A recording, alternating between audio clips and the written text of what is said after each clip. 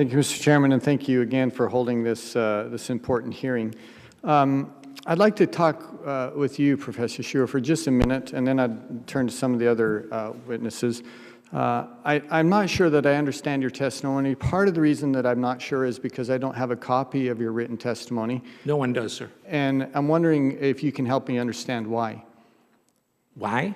Yes. Why you don't have a copy? Yes. Did you ask? I didn't send one. Were you asked to send a copy of your testimony? Yes, sir. We had a little of a bit of electronic snafu in getting the request to me. Okay. And I didn't have time to do it.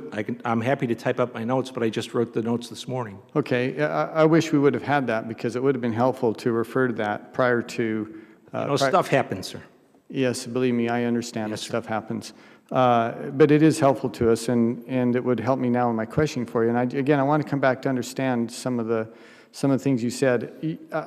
Before I do that, and I just want to mention this quickly, I find your position on our alliance with Israel as very troubling.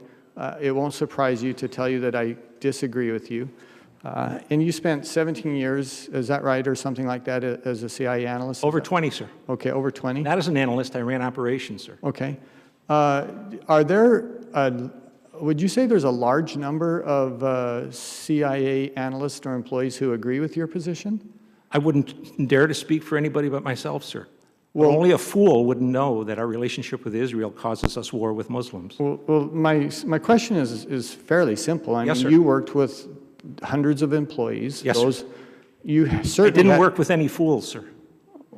You certainly had conversations with many of them. I'm asking for your opinion of, are there a large number who agree with you on this? I'm not a McCarthyite, sir. I'm not going to say anything about that to you, sir. Okay, well, I'm going to take that as non-responsive because it's a fairly simple question, and I don't think Fairly it's, none of your business about what my conversations with other people are about, sir. I'm not asking for specifics of those conversations. I'm asking for your opinion of your experience where there are a large number that agreed with you. That's a fairly simple question, hardly intrusive. Very intrusive from my perspective, sir. Well, okay, well, you can have your perspective. Thank and you, I think sir. others can evaluate whether you're being agreeable or disagreeable. I'm being disagreeable on this because Yes, it's none you of your certainly business, are. sir. Yes, sir. Yes, sir. Now let me move on then. I would like you to explain very quickly, if you can, what you think the primary motivators are for Islamic jihadism.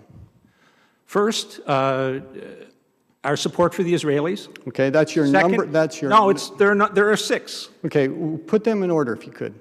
Our support for tyranny for over 50 years in the Muslim world. Okay. As a trigger, our presence on the Arab Peninsula. Third, I would put the Israelis rising. Fourth, our ability for a long time to get oil at prices that were very much below the market level. Fifth, our presence, military presence in other countries in the Muslim world. And sixth, our abiding willingness to identify as terrorist any Muslim population that one of our allies dislikes, whether it's the Russians or the Chinese. Okay, let me. Those six things, sir. I appreciate that, and let me say, and then I'm going to move on to other witnesses. I was an Air Force officer for 14 years. I have spent significant time with many people from that region, and it is astounding to me that you don't put in the top six what I know to be true, and that is they are motivated, many of them are motivated by their absolute hatred of the United States and what we represent, whether it's freedom, whether it's democracy, whether it's women's rights. There are many of them who are absolutely motivated by that. I know that. I have talked with them. They hate them, sir. And I can't imagine that you would not put that in some. They're not going to die for that, sir. Oh, they absolutely have. They have not, sir. Well, This war is not, it wouldn't have anything we have in this Professor, country. you are turning a blind eye to history for you to say that they will not die Bullshit, for sir. that. You don't need to call me professor either. You should call me Mike. The reality is no one has blown themselves up because this young lady Professor, is in the you're workplace. absolutely wrong on that. I'm going to move on now. Well, if I no, could. you pulled this up. You said there's millions of people Professor, out there. you're absolutely wrong on that. I'm going to move on if we could. I wish you would move on. For the rest of you, I'd like to ask you this in the very brief time that we have. Looking at something like the attacks that we've seen in the last couple of weeks, that many of us fear could happen here in the United States, on a scale of 1 to 10, just generally your feeling, do you feel that that's something that we should be very concerned with, or something that you think is still very unlikely here in the U.S.? Ms. Blanchard, could I just begin with you? Your overall assessment, should we be very concerned, or maybe it's not something that you would consider as an imminent threat?